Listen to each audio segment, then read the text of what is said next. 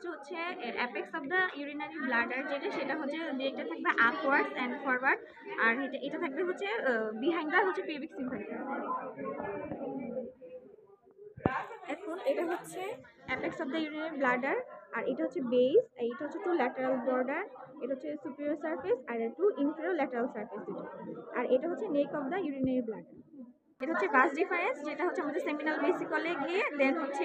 Prostate open করবে, আর এটা হচ্ছে ইউরেটার। এটা হচ্ছে ইউরেটার, অ্যান্ড দেন হচ্ছে ইন্টেরিয়র যদি বলি, ইন্টেরিয়র হচ্ছে